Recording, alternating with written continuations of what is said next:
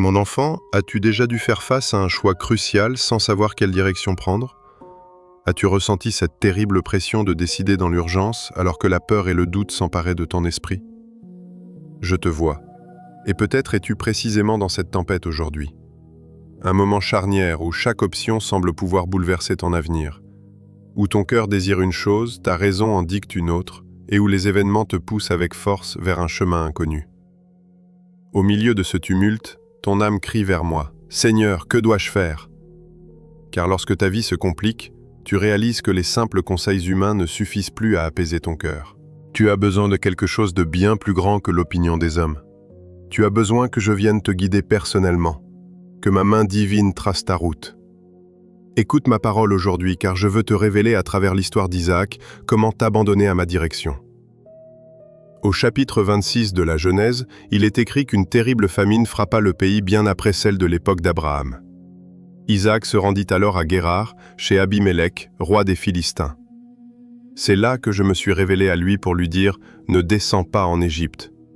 Demeure dans le pays que je t'indiquerai. Reste ici comme un étranger, je serai avec toi, je te bénirai et je tiendrai le serment fait à ton père. » Je lui ai promis alors « Je multiplierai ta postérité comme les étoiles du ciel. Je lui donnerai toutes ses terres et toutes les nations de la terre seront bénies en ta descendance, parce qu'Abraham a obéi à ma voix, observant mes ordres, mes commandements et mes lois. » Vois-tu, ce fut un instant crucial pour Isaac. Au cœur d'une détresse profonde, il a su s'arrêter pour écouter ma voix. Ce n'était pas la crise de son père, c'était une épreuve nouvelle, personnelle. Et c'est précisément dans ce désert de doute que je suis venu lui offrir non seulement des instructions claires, mais aussi une alliance éternelle. Pourquoi penses-tu que je lui ai parlé ainsi? C'était pour éclairer ses pas, pour qu'il prenne la meilleure décision possible dans la tempête. Car lorsque tu traverses une épreuve, un choix précipité peut aggraver ta situation. Sous la pression, si tu agis sans ma direction divine, tu risques d'échapper à une difficulté pour te jeter dans un piège bien plus grand. Voilà pourquoi je veux murmurer à ton oreille ce message précieux. Laisse-moi te guider.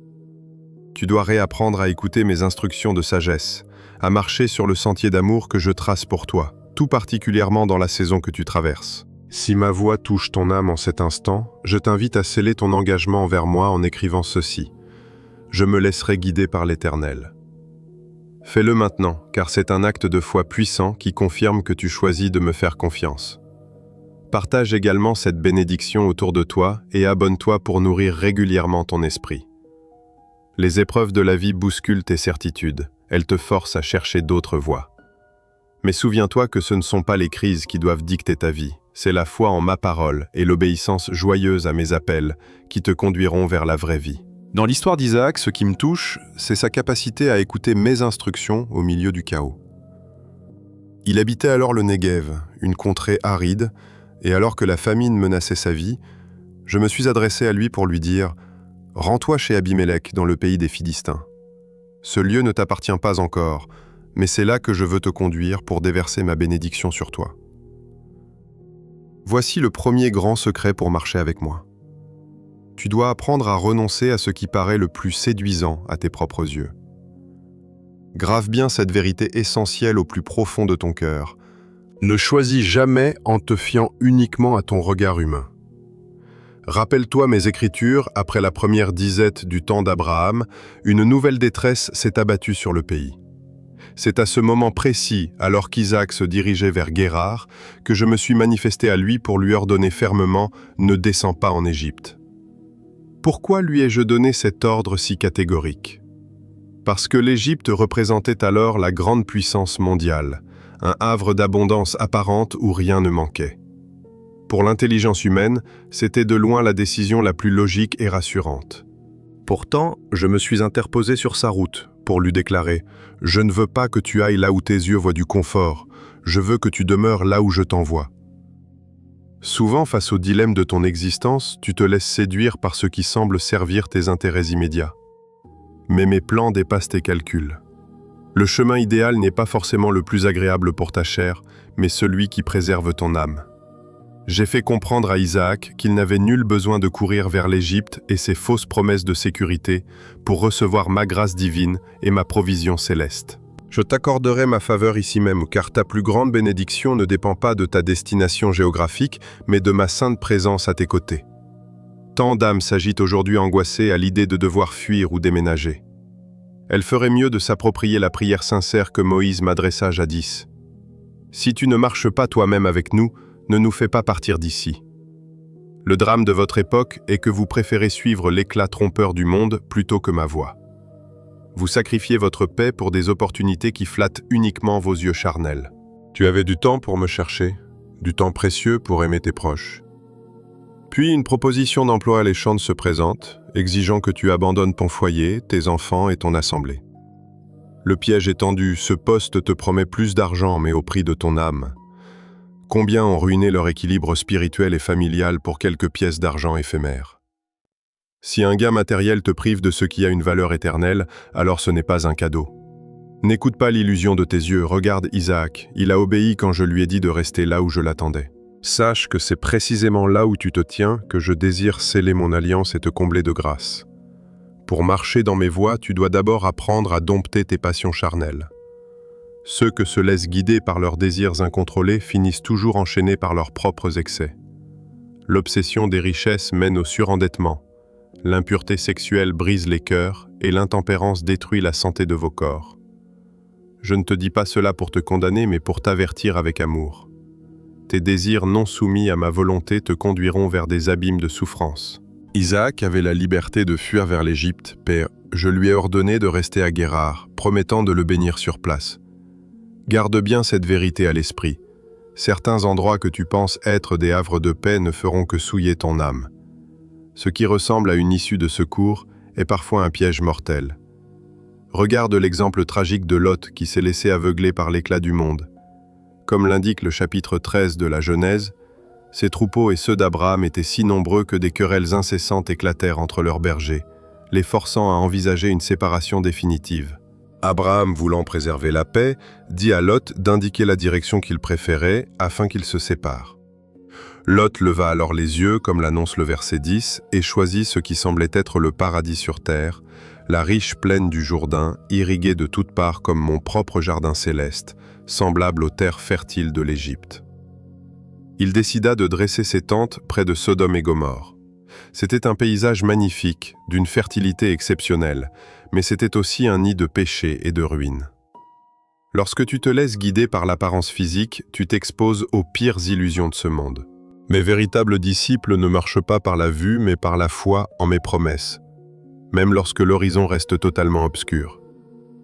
J'ai déposé dans ton cœur des promesses de restauration et de victoire, mais aujourd'hui tu ne vois qu'un désert aride autour de toi. Pourtant, écoute ma voix.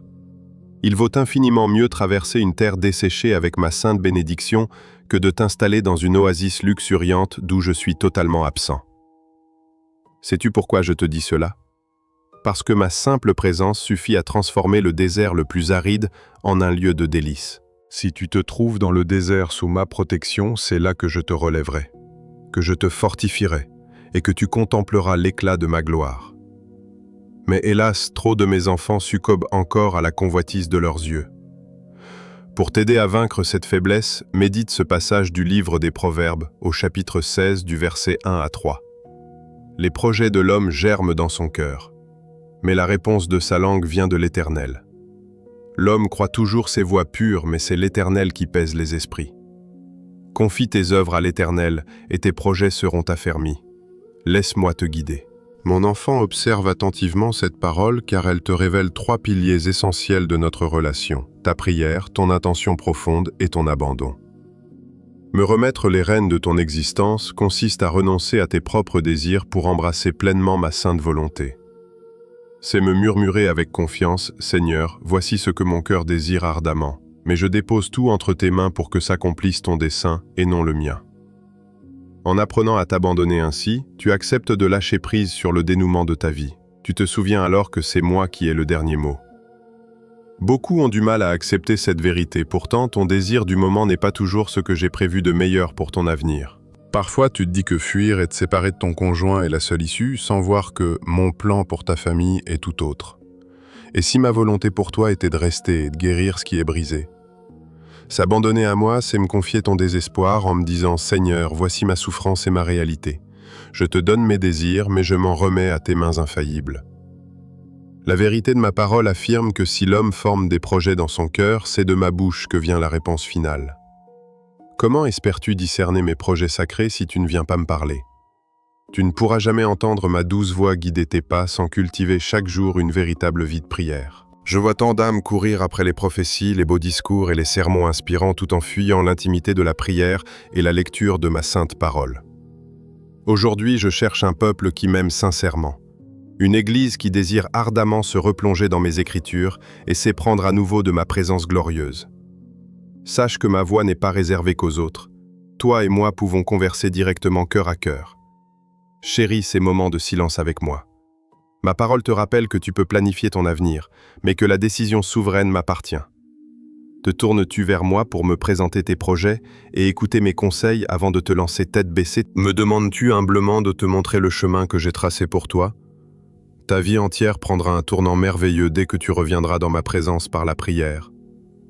Mais comprends bien que mon enseignement va bien au-delà de tes requêtes. Ma parole déclare que toutes les voies de l'homme lui semblent pures, mais c'est moi l'Éternel qui pèse et sonde les esprits. Combien de fois as-tu gâché des opportunités à cause de motivations secrètes et impures? Je connais les moindres recoins de ton cœur, et je vois quand tu essaies de prendre des décisions cruciales en te laissant guider par des intentions biaisées, masquées derrière de fausses vertus. Tu prononces parfois de belles paroles en me demandant d'accomplir ma volonté, alors qu'en secret tu cherches seulement à imposer la tienne. Reste vigilant, car s'il y a un être que tu ne pourras jamais tromper sur tes motivations réelles, c'est bien moi, ton Créateur. Je lis en toi comme dans un livre ouvert. Les intentions que tu nourris façonnent ton existence, car là où tu te laisses porter par tes caprices passagers, je désire te guider vers ce qui est réellement salutaire pour ton âme. Souviens-toi de ceci. Agir avec des arrière-pensées égoïstes revient à dresser un obstacle devant mes bénédictions. Ne laisse jamais l'hypocrisie polluer ton cœur, car je ne valide pas le mensonge. Ma faveur repose toujours sur ceux qui marchent sur le chemin de la droiture. Tu te retrouveras souvent à la croisée des chemins déchirés entre un choix intègre et un raccourci sombre et pécheur. En ce jour, je t'exhorte à préférer la pureté, peu importe le prix. Si tu t'appuies sur le compromis ou le mensonge, tu bloqueras toi-même le flux de ma grâce, car je vois la source de tes actes. Tant de personnes frappent aux portes sans obtenir de réponse parce que leur cœur cherche la gloire personnelle plutôt que de m'honorer. Mais quand tu décides de m'obéir fermement envers et contre tout, l'atmosphère spirituelle autour de toi se transforme. Prends la ferme résolution d'agir avec droiture, quoi qu'il t'en coûte. Même si les hommes te ferment leurs portes à cause de ton intégrité, sache que moi j'ouvrirai pour toi les écluses des cieux, car je prends soin de ceux qui me placent au centre de leur vie. Le piège de celui qui suit uniquement ses yeux est de croire que ses désirs charnels le combleront. Tes envies te mènent à ce que tu réclames sur le moment, mais ta prière te conduit vers ce qui est éternellement bon pour toi. En succombant au désir constant, tu t'enfermes dans une quête sans fin du toujours plus. Je cherche des serviteurs qui comprennent que l'existence s'élève par ma discipline et ma direction. Pour Isaac, la terre d'Égypte scintillait comme un Eldorado de secours et d'abondance. Mais je lui ai rappelé que la véritable source de vie ne résidait pas dans la géographie d'Égypte, mais dans ma sainte présence et mes instructions. Écoute-moi bien aujourd'hui. Il vaut infiniment mieux rester là où je t'ai appelé, plutôt que de courir vers les mirages où tes désirs terrestres te poussent. Reste fidèle au poste que je t'ai confié, car c'est précisément là que repose mon onction. Pour surmonter les épreuves, tu as besoin de 2 piliers fondamentaux, ma direction divine et ta discipline personnelle. Ce ne sont pas tes caprices assouvis qui transformeront ta vie, mais ma voix et ta rigueur. Prends cette décision sainte aujourd'hui. Laisse-moi guider chacun de tes pas. Écoute maintenant ce second principe que je dépose dans ton esprit et répète-le au plus profond de toi-même. Sois un serviteur zélé et diligent pour tout ce que je t'ai confié. Rappelle-toi le livre de la Genèse au chapitre 26, versets 12 à 14. Il y est écrit qu'Isaac sema dans cette terre difficile et qu'il récolta cette année-là le centuple, car je l'ai béni abondamment. Cet homme grandit, prospéra et devint extrêmement puissant, possédant d'immenses troupeaux et de riches cultures, s'attirant même la jalousie des Philistins. Comprends bien ce que j'ai fait pour lui. Lorsque j'ai ordonné à Isaac de renoncer à l'Égypte pour s'installer à Guérar, il s'est exécuté et s'est mis aussitôt au travail. Il ne s'est pas contenté de s'asseoir passivement ma parole, montre qu'il s'est mis à labourer, semer et cultiver cette terre aride. Ce qui m'attriste profondément dans ta génération, c'est cette attente passive de miracles sans effort. Oui, ma bénédiction t'accompagne, mais si je te guide vers un territoire précis, je te demande d'être fort, courageux et inébranlable. Ma grâce ne couronne pas l'oisiveté. Je soutiens les cœurs vaillants et les mains actives. Si je t'ai révélé qu'il faut persévérer dans ton entreprise, alors bannis la paresse. Secoue ta torpeur, lève-toi et saisis les ressources que je mets à ta disposition. Même si tu te répètes en soupirant que cette tâche t'épuise et te vide de tes forces, si c'est moi qui te l'ai confiée, honore-la avec ardeur. Je déverse ma faveur sur l'homme qui cultive fidèlement son champ. Trop souvent, je vois mes enfants abandonner les ministères et laisser dépérir les précieux talents que j'ai déposés en eux. Puis ils viennent me demander pourquoi rien ne fleurit dans leur vie. Ne t'attends pas à voir une moisson là où règne le désordre et le laisser-aller. Reçois mon conseil aujourd'hui, revêt-toi de discipline et travaille d'un cœur joyeux.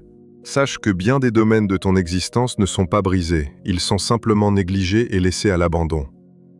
Je t'ai établi dans une saison où ta persévérance et ton amour feront éclater ma gloire et porteront des fruits magnifiques. J'observe ceux qui triomphent et s'élèvent sous mon regard. Quand on les interroge sur leur réussite, ils s'inclinent humblement et avouent « Tu n'imagines pas les tempêtes que j'ai dû traverser pour arriver ici, ni les larmes versées en chemin. Rien ne fut aisé, rien ne découle de ma propre force, mais c'est la main bienveillante de mon Dieu et sa grâce infinie qui m'ont soutenu à chaque instant de ma vie. Je te le répète, mon cœur ne peut bénir la paresse. Ma bénédiction recherche les cœurs courageux et déterminés, ceux qui comprennent que l'héritage que je leur confie exige du sacrifice et une sainte discipline. Isaac a cultivé son champ là où je l'avais placé, et cette obéissance a déclenché l'abondance. Travailler dans le champ de ma volonté produit toujours une moisson abondante, tandis que s'épuiser là où je ne t'ai jamais envoyé ne t'apportera que de la frustration et des pertes. Beaucoup s'égarent dans des projets étrangers à mon dessein. Reste concentré et diligent sur ce que j'ai déposé entre tes mains. Garde cette vérité gravée dans ton âme. Celui qui se montre infidèle avec les petites choses ne saura jamais gérer les grandes richesses. Tu me supplies tant de t'accorder davantage, sans réaliser que je ne confie pas de grands territoires à celui qui néglige son modeste jardin. Apprends à gérer avec sagesse ce que tu possèdes aujourd'hui, aussi infime que cela puisse te paraître. Dans l'Évangile selon saint Luc, au chapitre 16, verset 10, « Je t'enseigne que celui qui est fidèle dans les moindres choses l'est aussi dans les grandes. » Mais cette génération crie sans cesse « Père, donne-moi plus, éclaire-moi plus, élève-moi plus. » Pourtant, tu n'as même pas encore mis de l'ordre dans ce que je t'ai déjà accordé. Toi et moi savons très bien qu'il te faut d'abord valoriser tes ressources actuelles, travailler avec rigueur et organiser ton quotidien. C'est au moment où tu prendras soin de tes responsabilités présentes que je t'ouvrirai de plus grands horizons. Je promue l'âme diligence, car le paresseux ne cherche que la facilité fuyant la maturité spirituelle. Les hommes de cette époque rejettent tout ce qui demande de la sueur. Sache que ma direction divine ne t'épargnera pas l'effort. Je te conduirai parfois sur des sentiers escarpés, mais c'est là que je forgerai ton caractère. C'est ce chemin exigeant qui t'apprendra à apprécier chaque présent que je dépose dans ta vie. Sais-tu pourquoi je procède ainsi? C'est pour que tu ne gaspilles pas mes bénédictions lorsqu'elles inonderont ton existence. Celui qui reçoit tout sans effort a tendance à tout relâcher trop vite. Je lis dans ton cœur et je sais que si tu y cultives la gratitude et la persévérance, ma grâce se répandra sur toi. Ne tombe pas dans le piège de croire que tout sera facile. Rappelle-toi comment Isaac a travaillé la terre en temps de famine, c'est cet effort que j'ai couronné de succès. Pour te faire grandir, je dois parfois bousculer ton confort, car dans la facilité, personne ne se lève pour avancer. Dans le confort, tu te sens tranquille et tout semble fonctionner à merveille. Pourtant, lorsque je sème l'inconfort autour de toi, c'est que je m'apprête à accomplir une œuvre bien plus grande dans ton existence. Ta croissance spirituelle ne dépend pas seulement de tes belles déclarations ou de tes paroles prophétiques. Tu peux décréter tout ce que tu veux, mais sans un véritable travail de ta part, rien ne fleurira. Chéris ce que je t'ai confié avec tant d'amour. Et retiens bien cette règle essentielle, ne résous jamais tes problèmes par la colère ou la discorde. Grave cette vérité dans ton cœur. Rappelle-toi comment les Philistins ont bouché de terre tous les puits que les serviteurs d'Abraham avaient creusés. Abimélec a fini par dire à Isaac de s'éloigner jaloux de la puissance immense que je lui avais accordée. Mon serviteur Isaac est donc parti pour s'établir dans la vallée de Guérar. Là-bas, il a courageusement rouvert les puits creusés à l'époque de son père Abraham que les Philistins avaient lâchement obstrués de poussière. Il leur a redonné les noms exacts choisis par son père. Mes fidèles serviteurs ont continué à creuser la terre jusqu'à trouver une source d'eau vive jaillissante. Mais les bergers de Guérar sont venus chercher que l'eau berger d'Isaac, revendiquant cette eau comme la leur. C'est pourquoi ce premier puits fut baptisé Ézek, symbole de cette vive dispute. Regardons cela ensemble, toi et moi. Après cette première dispute, ils ont creusé un deuxième puits, mais la discorde a éclaté à nouveau et Isaac l'a nommé Sitna. Sans s'épuiser en vains combats, il est parti plus loin pour ouvrir un troisième puits. Cette fois, personne ne lui a cherché querelle. Il l'a donc appelé Rehoboth, affirmant que je venais enfin de lui faire de la place pour qu'il puisse fructifier sur cette terre. N'est-il pas frappant de voir que son travail acharné a attiré ma bénédiction, mais que cette même bénédiction a suscité la jalousie et les ennuis? Le premier obstacle est venu d'Abimélec, lui ordonnant de partir, car sa réussite dérangeait. Face à cette injustice, je n'ai pas vu Isaac s'accrocher désespérément à ses acquis. Il n'a pas protesté en disant que cette terre lui appartenait ou qu'il y avait investi ses forces. Au contraire, j'ai contemplé un homme prêt à abandonner le fruit de son labeur pour chercher la paix ailleurs. Sais-tu pourquoi? Parce que lorsque ma faveur repose sur toi, tu comprends qu'il ne sert à rien de s'attacher aux biens matériels de ce monde. C'est l'un des plus grands secrets de la paix intérieure que je t'offre, le détachement. Plus tu t'accroches fermement aux choses et aux gens, plus ta souffrance sera grande. Apprends à lâcher prise pour recevoir ce qui t'attend. Je suis un Dieu qui ne te demandera jamais de sacrifier quelque chose sans avoir en réserve un don infiniment meilleur pour toi. Parfois, je te demande de renoncer à ce que tu chéris le plus, simplement pour éprouver ton cœur et voir si j'occupe toujours la première place dans ta vie ou si tu préfères tes idoles terrestres. Ne t'attache à rien d'autre qu'à moi. Regarde Isaac, dès qu'Abimélec lui a dit de partir, il a obéi sans discuter. Il s'est installé dans la vallée de Guérar avec ses troupeaux et ses serviteurs. Ma bénédiction l'accompagnait, mais pour faire vivre tout ce monde, il avait absolument besoin d'eau. Il lui fallait donc creuser des puits profonds. Ces puits représentaient la source même de la vie dans le désert. Se rappelant que son père Abraham en possédait dans cette même vallée, Isaac décida de rouvrir ceux que les Philistins avaient comblés. Mais à peine l'eau eut-elle jailli, que les bergers de Guérar surgirent pour provoquer des disputes. Remarque bien ceci, Isaac s'était pourtant éloigné pour préserver la paix. Mais en faisant ce qui était juste, il s'est heurté à de nouvelles épreuves. Ne t'arrive-t-il pas d'agir correctement et de te retrouver face à un mur d'adversité? Dans ces moments-là, je contemple Isaac qui refuse de se quereller. Son cœur détaché préfère abandonner ce premier puits et reprendre sa marche. Il leur a dit de garder ce puits, puis il est parti en creuser un autre. Pourtant, à cette deuxième tentative, les mêmes conflits ont surgi. Au lieu de s'obstiner, Isaac a choisi à nouveau la voie du détachement. Toi et moi savons combien il est difficile de ne pas répliquer, mais en creusant ce troisième puits, il a enfin trouvé la paix. C'est à cet instant précis qu'il a pu s'exclamer que je l'avais enfin fait prospérer. Isaac avait compris une vérité essentielle. Quand je te guide, la solution n'est pas de lutter avec violence, mais de te déplacer là où je t'appelle. Parfois, les difficultés que tu traverses ne sont que ma voix te murmurant doucement de quitter ce lieu. Cesse de te battre contre cette personne qui te blesse, contre ce patron injuste ou ce voisin malveillant. Arrête de lutter par tes propres forces. Ce que j'attends de toi, c'est que tu poses tes armes pour me laisser combattre à ta place. Je veux que tu comprennes que ce monde n'appartient pas aux plus agressifs, mais à ceux qui cherchent à ressembler à mon fils Jésus. S'il t'a appris une chose, c'est que même si les armées se lèvent contre toi, nul ne pourra jamais entraver mon plan d'amour et ma destinée pour ta vie. Ne combats pas par la chair. Les épreuves qui surgissent au milieu de ta tranquillité sont là pour te rappeler que tu as constamment besoin de ma direction. Peut-être te trouves-tu aujourd'hui sur un terrain miné par les difficultés. Sache que cette épreuve est survenue pour te rappeler à quel point tu as besoin que je te guide et que tu écoutes ma voix, afin de connaître le sentier à suivre. Ne lutte pas pour défendre farouchement ce que je t'ai déjà accordé. Celui qui marche sous ma faveur n'a pas besoin d'entrer en conflit avec les hommes. Où que tu ailles, tu transportes ma bénédiction avec toi. Tu es à l'image de Joseph dans la maison de son père, ma grâce l'enveloppait. Vendu comme esclave chez Putiphar, je veillais sur lui. Au fond de sa prison, j'étais là. Et lorsque je l'ai élevé comme gouverneur d'Égypte, ma main le protégeait encore. Car ta valeur ne dépend pas de ce que contemplent tes yeux, ni de ce que contiennent tes mains ou tes poches. Il s'agit de comprendre que si tu te laisses guider par moi, tu découvriras que je te bénis aussi bien dans les vallées verdoyantes que dans les ravins les plus sombres de ton existence. Souviens-toi du psaume 23 au verset 4, « Quand tu traverses la vallée de l'ombre de la mort, ne crains aucun mal, car je suis avec toi. Ma présence à tes côtés est ta plus grande richesse. Ne t'effraie pas devant l'adversité.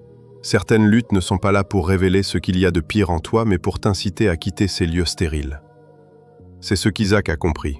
Il s'est dit qu'il n'avait pas à lutter ici, mais qu'il devait simplement se déplacer car je lui avais promis ma bénédiction. S'il le fallait, il irait ailleurs, jusqu'à trouver ma paix parfaite pour sa vie. Aujourd'hui, comprenez bien ceci, toi et moi, de nombreuses difficultés surviennent pour te pousser à bouger. Et ce qui te semble être une perte cruelle se révélera être un gain inestimable pour ton avenir. Détache-toi des choses éphémères de la terre et ne t'y accroche plus. Plus tu seras libre, plus tu savoureras ce que je prépare pour toi. Permets-moi de te montrer un autre exemple à travers l'histoire d'Abraham et du sacrifice de son fils Isaac. Dans la Genèse au chapitre 22, « J'ai dit à Abraham, prends ton fils unique, celui que tu aimes tant, Isaac, va dans le pays de Morija et offre-le en holocauste sur l'une des montagnes que je t'indiquerai. » Il devait prendre la décision la plus déchirante de son existence, mais il s'est laissé guider par ma voix plutôt que par sa logique ou ses émotions de père. Alors qu'il s'apprêtait à lever la main sur l'enfant au sommet du mont, je lui ai dit au verset 12 de ne pas lui faire de mal, car j'avais vu sa crainte respectueuse à mon égard. J'ai alors pourvu à un bélier pour le sacrifice, lui prouvant que même sur les chemins ardus, je pourvoirai toujours. Au verset 14, Abraham a nommé ce lieu mémorable « L'Éternel y pourvoira ».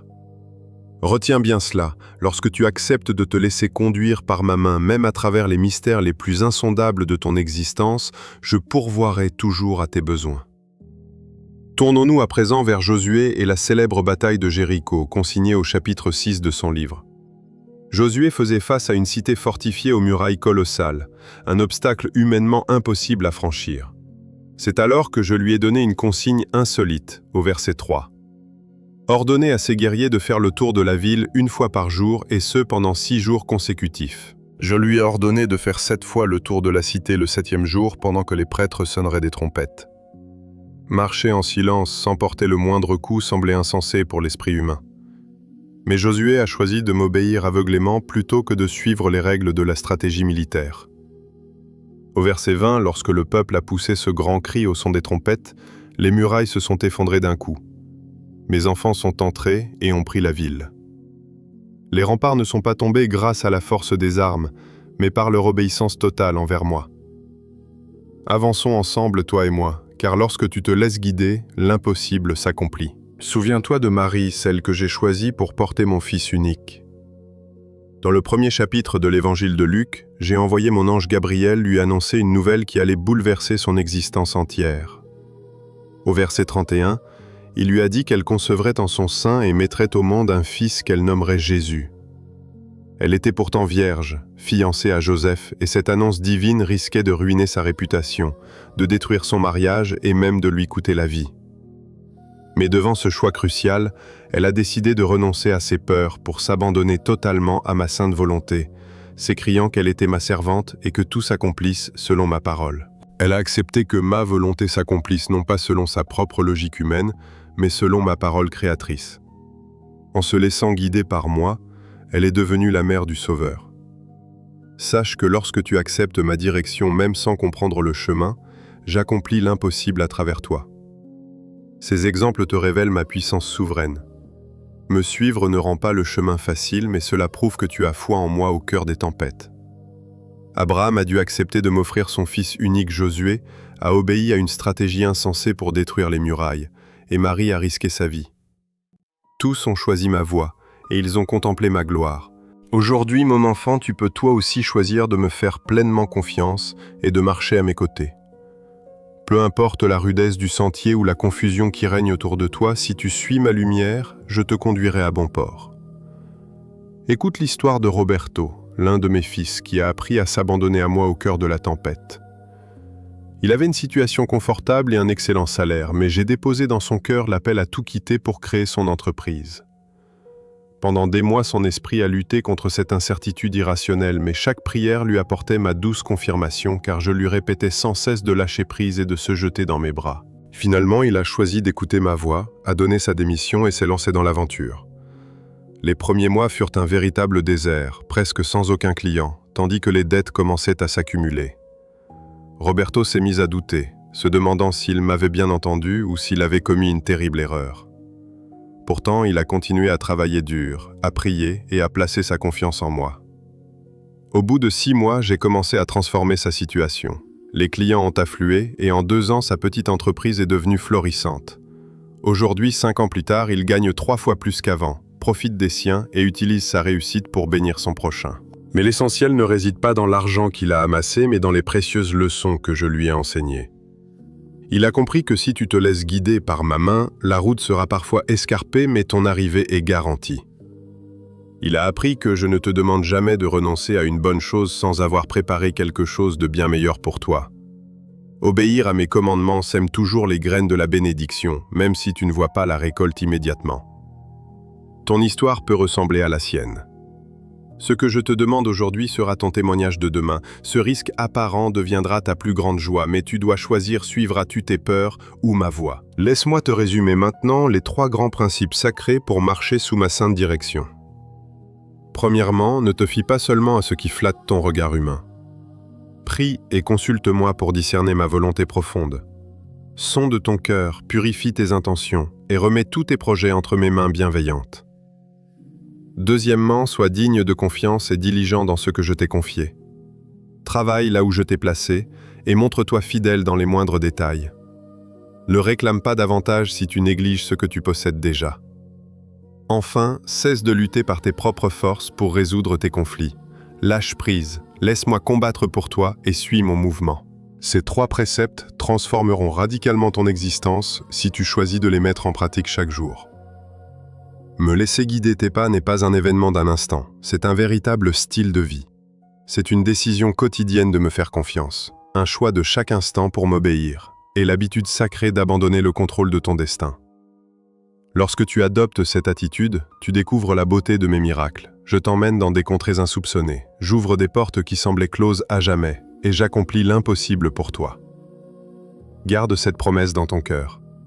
Celui qui me suit arpentera peut-être des sentiers ardus, mais sa destination finale est scellée. Je te prépare une demeure magnifique, une vie transfigurée et un cœur affiné. Laisse-moi simplement guider tes pas. Mais avant d'aller plus loin, je souhaite que tu saisisses une vérité bien plus profonde. Mon accompagnement ne t'invite pas à la passivité.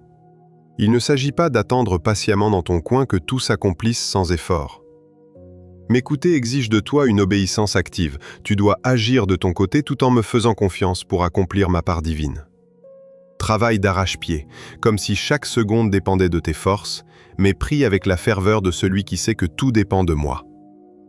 Rappelle-toi d'Isaac. Il n'a pas attendu sans agir. Il a semé et cultivé la terre.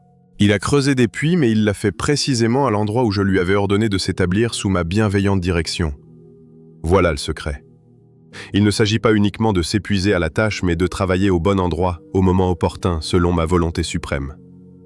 Cette clarté ne provient que de moi. C'est pourquoi tu as tant besoin de la prière de ma parole écrite et d'une communion intime avec moi. Sans ma boussole, tu pourrais déployer des efforts immenses dans la mauvaise direction. Comme le proclame le livre des Proverbes au chapitre 14, verset 1, « Certaines voies semblent droites aux hommes, mais elles mènent irrémédiablement à la mort. » C'est pour cela que tu ne dois pas te fier uniquement aux apparences. Tu as besoin de ma validation souveraine. Comment savoir si je te guide? Je vais te révéler des signes évidents. Le premier est la paix profonde qui t'habite face à ton choix. Dans l'Épître aux Colossiens chapitre 3 verset 15, je te rappelle que ma paix divine doit régner dans vos cœurs. Quand je t'oriente, la confusion et l'anxiété s'évanouissent pour laisser place à la sérénité.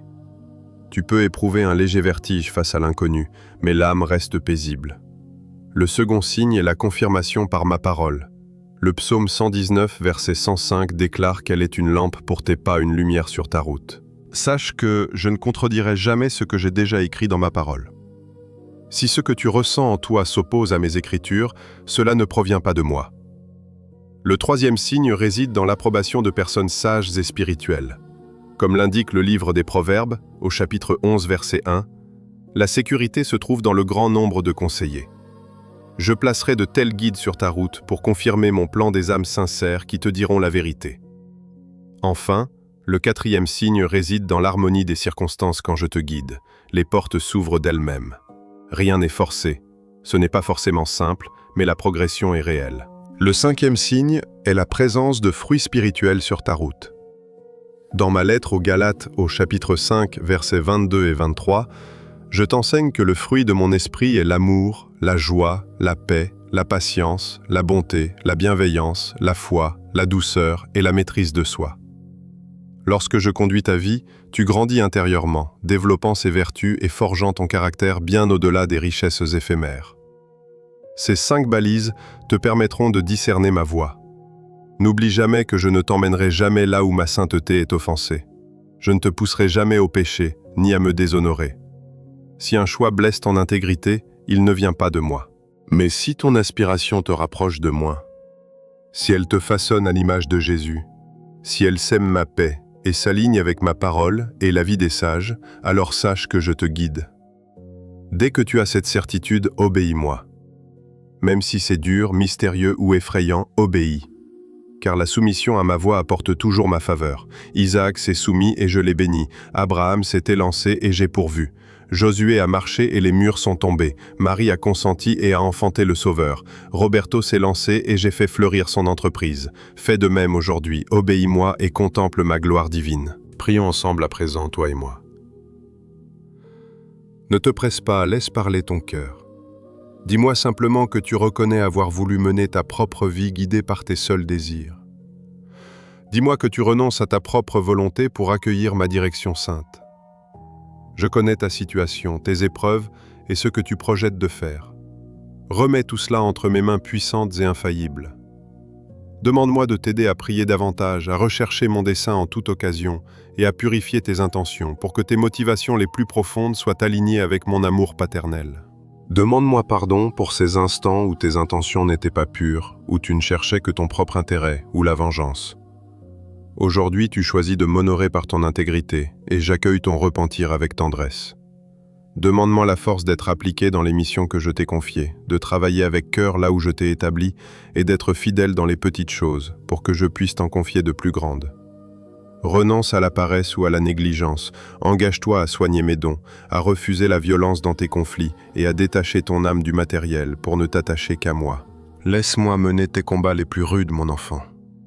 Apprends à abandonner tes luttes entre mes mains divines, à avancer lorsque je te dis d'avancer et à t'arrêter quand je te demande de patienter.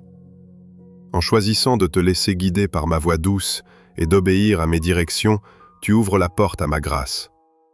Même si ton chemin semble complexe et parsemé d'embûches, ton destin est parfaitement assuré avec moi. Je te conduis vers une vie infiniment meilleure et je forge ton caractère au fil des épreuves. Je ne te lâcherai jamais la main. Ma fidélité est éternelle. J'ai entendu ta prière sincère à l'instant même.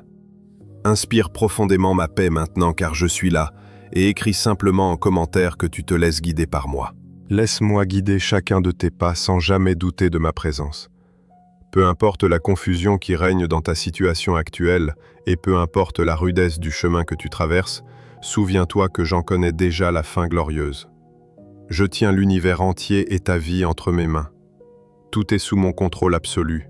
Si tu t'abandonnes à ma volonté, je te mènerai exactement là où tu dois fleurir. Partage cette certitude avec une âme égarée qui a désespérément besoin de retrouver sa direction aujourd'hui. Fais-lui savoir que je ne l'ai pas oublié. Marche désormais avec cette paix inébranlable. Je te dirige, je te porte et je t'emmène vers ton plus bel avenir. Fais-moi confiance et laisse-moi faire.